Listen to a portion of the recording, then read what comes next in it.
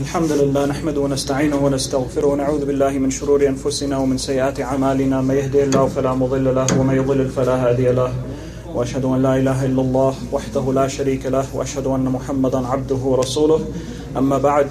So we're going to continue with the explanation or commentary on the Risala or the letter by Muhammad ibn Abdil-Wahhab called Nawâqidh al-Islâm al-Ashra, or the 10 nullifications of Islam, and we talked about why it's 10 before.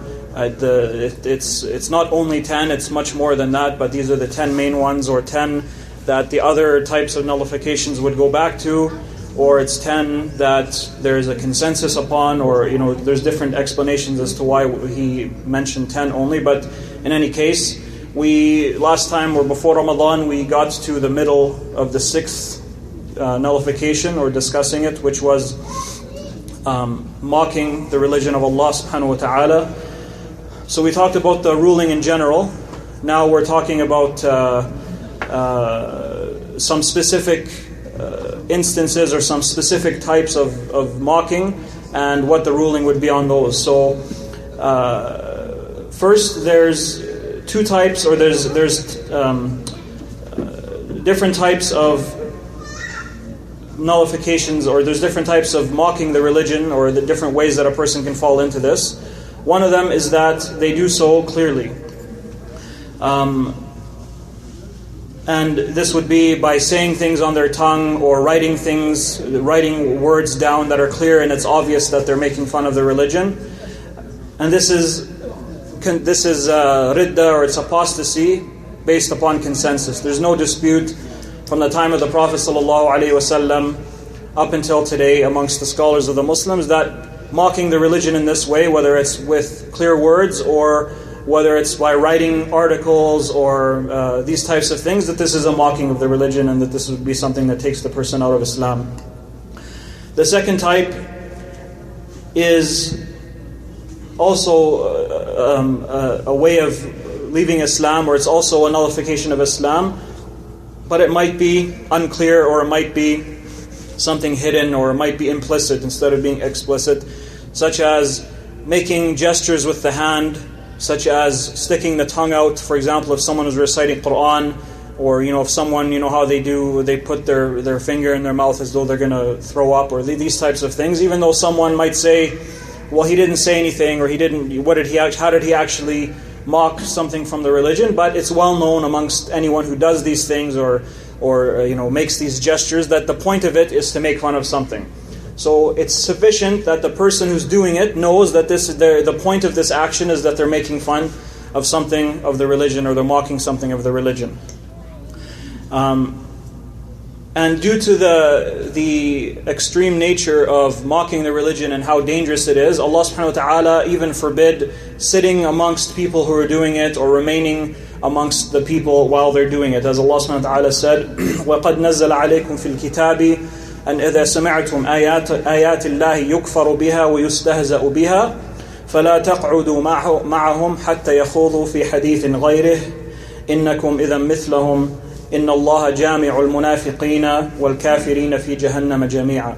Or in Surah An-Nisa, verse 140, Allah subhanahu wa ta'ala said, and it was previously revealed to you in the book. So Allah subhanahu wa ta'ala is referring to another verse that He revealed to the Prophet sallallahu alaihi wasallam, that if you hear the ayat of Allah being mocked, or being disbelieved in and being mocked, then do not sit with them. So meaning, do not remain amongst the people who are doing it until they begin another speech, or they start talking about something else. Otherwise, you are like them. Indeed, Allah will gather the hypocrites and the disbelievers in Jahannam altogether. So Allah subhanahu wa ta'ala even warned not only from doing it, but sitting with people while they're doing it. And this is general for any type of kufr. If you're in a gathering, or if you're in a place where disbelief is being performed or being stated, the religion is being mocked, some sort of disbelief is being performed, or some shirk is being performed, we're not allowed to stay there unless we're there for the reason of rejecting it, or telling the people that it's wrong and trying to stop it. So the idea that someone might say, well, yes, I went to a place and sure they were they were making dua to other than Allah subhanahu wa ta'ala, or they were slaughtering for other than Allah subhanahu wa ta'ala, or they were performing any type of shirk with Allah subhanahu wa ta'ala, but I wasn't doing it, I was only there. This doesn't make it fine. Because Allah subhanahu wa ta'ala said, if you're with, or the meaning of which is, if you're in a place and these things are being done, then don't stay there until you're in, or until they begin speaking about something else. Otherwise, you're like them. So remaining silent in a place where something wrong is being done, unless with some exceptions, like trying to stop it and so on, then you can't just say that you weren't doing it. So being present and not stopping it or not trying to stop it, with a few exceptions, would also make it wrong to do. And Allah subhanahu wa ta'ala, this is why He warned us from this, to not even come near to it and not remain around it, because of its filthiness, or the filthiness of something as making fun of the religion. And making fun of the religion can come in a number of different ways. So it can come in making fun of Allah subhanahu wa ta'ala, or mocking Allah subhanahu wa ta'ala, and it can come in mocking the Prophet sallallahu alaihi wasallam. And both of these are matters of consensus that it removes someone from the religion. So for example, if someone mocks the Prophet sallallahu alaihi wasallam, mocks the fact that he received revelation, mocks the fact, anything about him, then this person would leave Islam by saying that, or writing that, or drawing that, or acting that, or any way that they're doing this, or mocking the Prophet ﷺ. And this is a matter of consensus.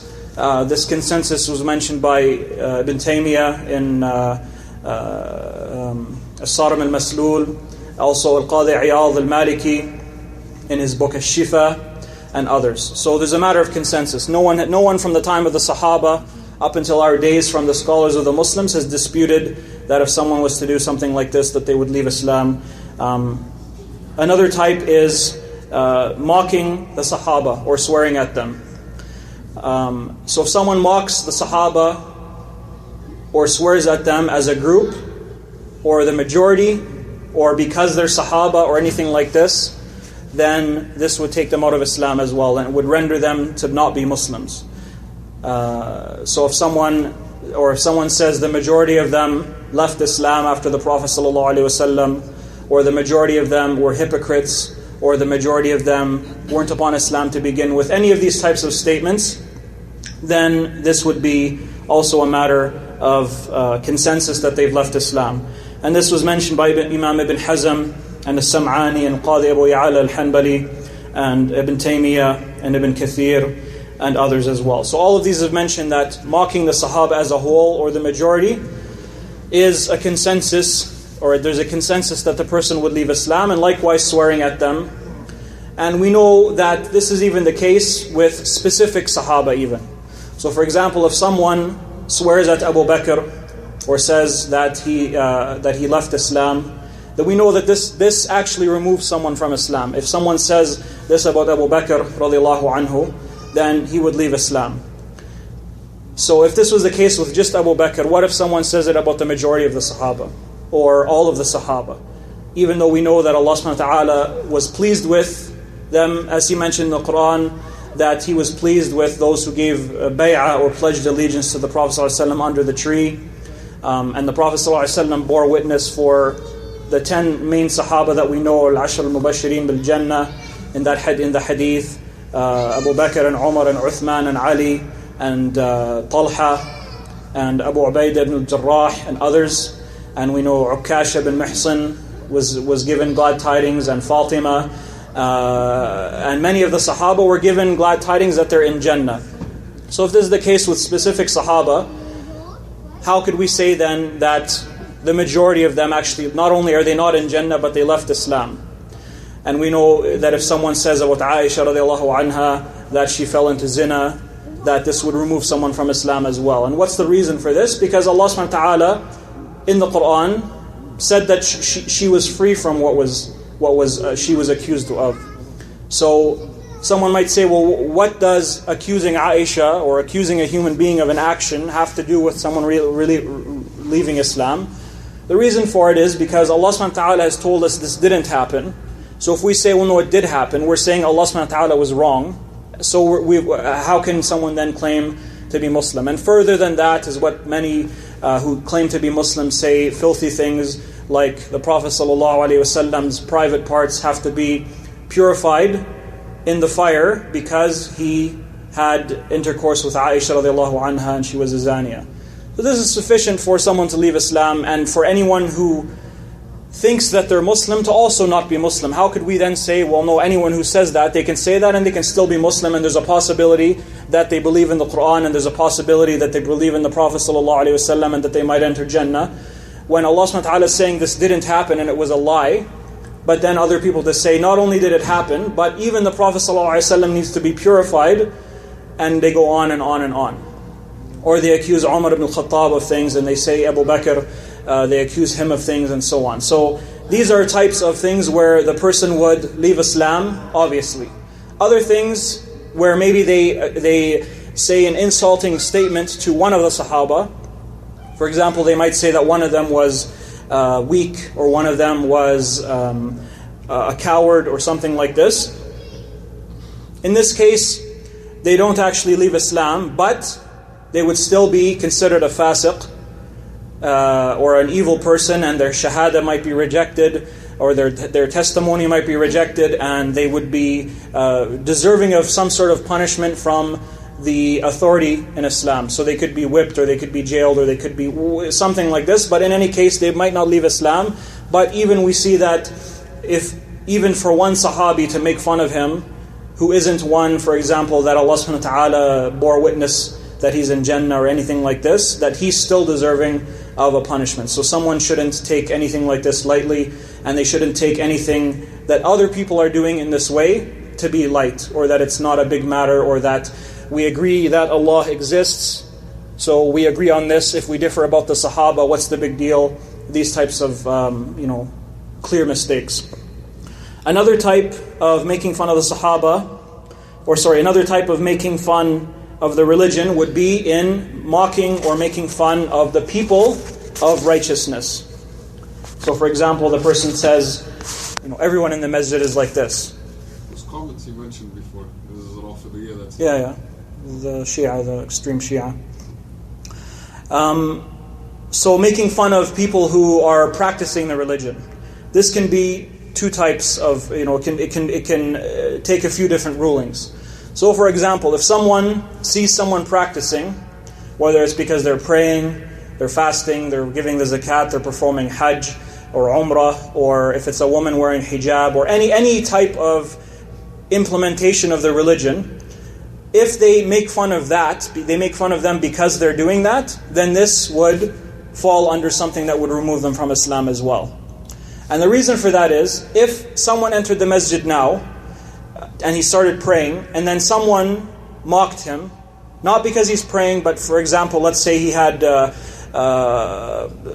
funny-looking haircut, or he was wearing clothing that was weird. If a person mocks that person for that reason, does it have anything to do with the religion? No, it doesn't. It's just, maybe he looks weird, or he's dressed weird, or he's doing something that's odd to everyone else. It wouldn't remove the person from Islam, because it has nothing to do with the religion. Sure, he happens to be practicing, but the mocking has nothing to do with the religion. As opposed to if someone walked in the masjid now and saw people praying and started laughing at them because they're praying. It's completely different now. It has nothing to do with the way they're dressed, or the way they walk, or has nothing to do with their haircuts or their voices, or maybe a deformity that they have, or anything like that. It has nothing to do with that. It's nothing personal. It's completely based upon the religion. And if we look back to the verse that we talked about at first in Surah At-Tawbah, that's the basis for this whole discussion. It was revealed, like Ibn Jarir and others mentioned, that it was revealed when some of the Sahaba were traveling back from the Battle of Tabuk, and it was a long journey. So some of them said, just as an idle talk to say while they're traveling, they said about the Sahaba, or the Qurra of the Prophet ﷺ, so the reciters of the Prophet ﷺ, they said about them, we don't see anyone who was more weak or more of a coward when they would fight, or more that they had bigger bellies, so meaning that they were lazy or they were gluttons and stuff like this, except for those people. And Allah subhanahu wa ta'ala revealed, قُلْ أَبِاللَّهِ وَآيَاتِهِ وَرَسُولِهِ كُنْتُمْ تَسْتَهْزِئُونَ لَا تَعْتَذِرُوا قَدْ كَفَرْتُمْ بَعْدِ إِيمَانِكُمْ. Or that because of this instance, or this incident, Allah subhanahu wa ta'ala revealed the verses, say, is it Allah and His ayat, or His verses and His messenger that you're mocking? Don't give any excuses because you've disbelieved after your iman. So even though they weren't mocking Allah directly, they weren't saying anything directly about Allah, or they weren't saying anything directly about His ayat or His messenger sallallahu alaihi wasallam, Allah subhanahu wa ta'ala equated making fun of people of the religion because of their religion as mocking Allah and His ayat and His messenger sallallahu alaihi wasallam. So when you hear things like people mocking women when they wear hijab, or people mocking men when they start to, maybe if they grow their beard, or people mocking when all of a sudden, and especially this is widespread in Bilad al-Sham, and I know for a fact in Lebanon, that someone starts to pray 5 times a day, and they'll say, oh, what, you're a sheikh now, or what, you became Muslim, or Aslamt, or this is just filth that you, instead of being happy that someone started practicing Islam, they mock it. So this is obviously something that would remove someone from Islam, because they're not mocking them because they picked a career that they don't agree with, or that they're dressing in a certain way. It's because as soon as they start practicing something, all of a sudden this opens the door for being mocked. So this is a little bit about the issue of mocking people of the religion. Yeah. What ayah was that ayah you just said? It's in Tawbah, it's 65 and 66. Okay, could that also refer to people that disagree with some hadith, let's say authenticity of hadith? No, with things about the hadith, like if it depends, if someone says, I don't accept hadith, general, they're not Muslim then. They can't be Muslim. There's a consensus that they're not, because that's how much of the religion has come to us through hadith. If someone says, for example, this hadith here, I don't agree that it's authentic because such and such. For example, maybe there's a weak person in the chain, or there's a break in the chain, or it contradicts another hadith that they know is authentic. In that case, at the very most we would say is that they're mistaken, because they're trying to do their best, but they're they haven't arrived at maybe the right opinion. And what about what about denying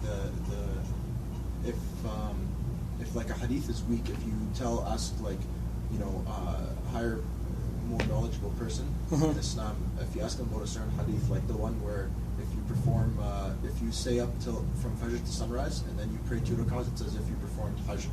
Right. I've heard of that one being weak. Right. So just as an example, like if you hear that it's weak, can you just in your own mind kind of disagree with it, or can you let others know too? Like if other people come to you and tell you that, then you tell them, hey, I heard that's weak. Is that leading? You can't. Okay. No. Like if they said, well, no, I still accept it. That's it's because they might have been told that it's authentic, or they might actually have looked into it and they are convinced that it is authentic. So that would be different, because in that situation they're trying their best to follow the hadith, Right. as opposed to if someone said, I don't accept hadith, because then the sunnah is it's revelation from Allah subhanahu wa ta'ala, and it's a clarification of the Quran, and Allah subhanahu wa ta'ala commanded us to follow the Messenger sallallahu alaihi wasallam in the Quran in many ayat. And so if someone says in general, I don't accept hadith, well, they're rejecting a large part of the revelation, as opposed to if someone says, I don't think this hadith is authentic because of ABC, or if they say, I accept the hadith because I've looked into it, and if we disagree and say it's weak, that's inshallah they're rewarded for their effort, and we'd be rewarded for our effort, and whoever's correct would get 2 rewards, and whoever's mistaken would get 1 for their effort. Thank you. Okay. Sometimes you have women just enter the deen, okay? Mm-hmm. And obviously they need to be taking everything in steps. Right. Okay. Some women don't see that. They don't even know who that person is. And Okay. For instance, let's say the woman enters a masjid. She's not wearing the proper hijab. She's pretty much covering her hair. She's wearing jeans and a shirt. Right. Okay. Which is not proper. She has to wear the full jilbab. Right. But let's say the other woman doesn't know that. She doesn't know she just became Muslim, or she's just practicing, and she starts mocking her hijab for not being proper. Mm-hmm. Does that fall under the category of making fun of the religion? No, because they're They're making fun of something that they don't consider to be correct from the religion, and it's not up to the level that it should be. They're wrong in the way they're going about it. They might drive this person away, or they might hurt the person's feelings, or the person might not know. The person might have went from wearing the worst type of clothing, and all of a sudden now they're doing this is huge for them. They're not helping anybody in any way. So at the very least, we'd say they're wrong in the way they're going about it, and we could say up to the fact that they could be sinful for hurting this person and not looking into it, and It's not in that category. No, because they're not taking something from the religion and making fun of it because it's from the religion. They're viewing it as this isn't as far as it should go. Like if someone started they fasted half of Ramadan and it's their first Ramadan. That's huge from going from not fasting to fasting half. Of course, you have to fast the whole thing.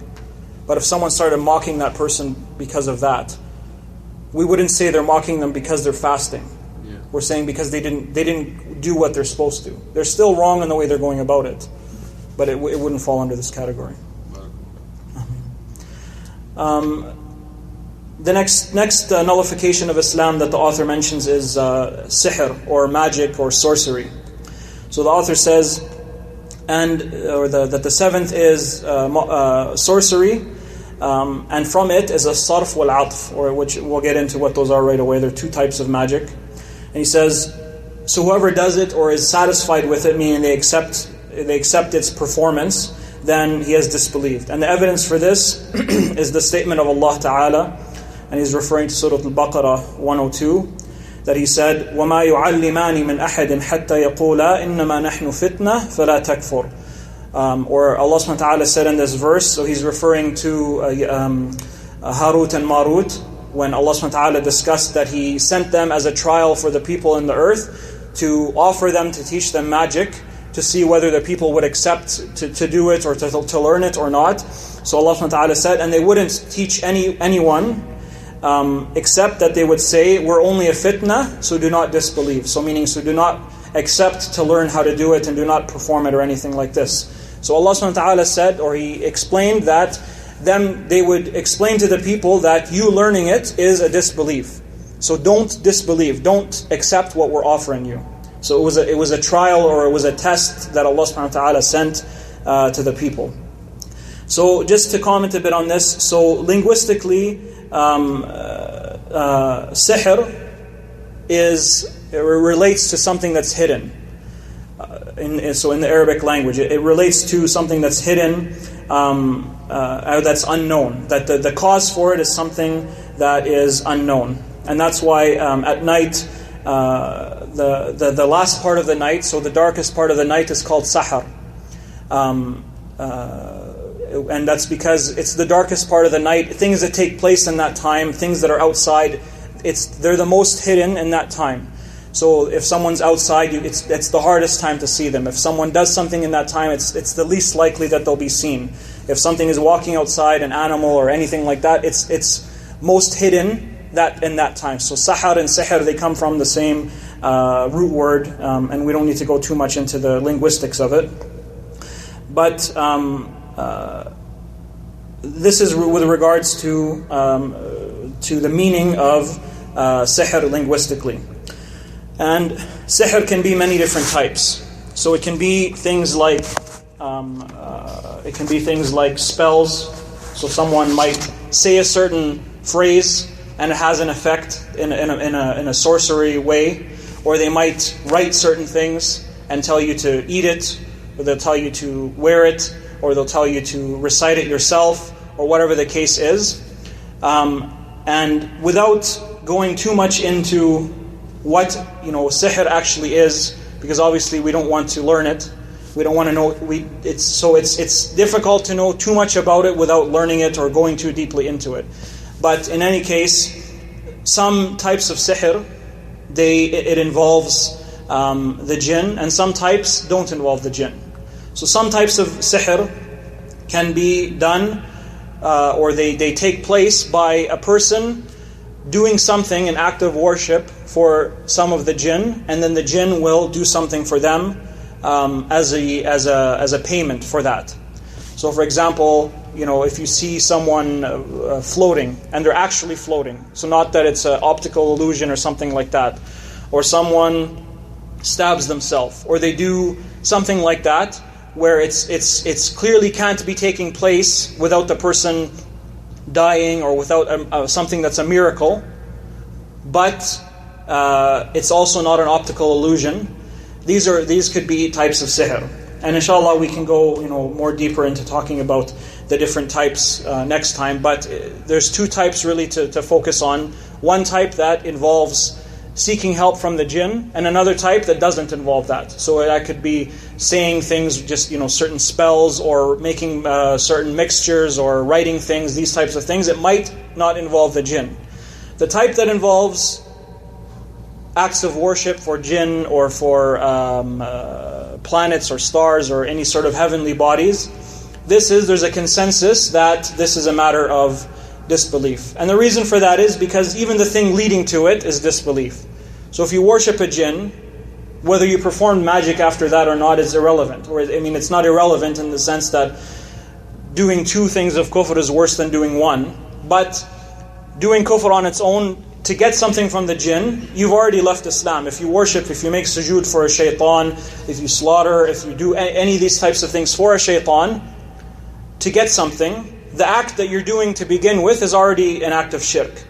So this is a matter of consensus, that the person who does this, obviously, if they do something for a jinn in order to, as a soothsayer, they want to trick people into thinking they know the ghaib, they know the future, they know something you did in a different place, and there's no way for them to know that.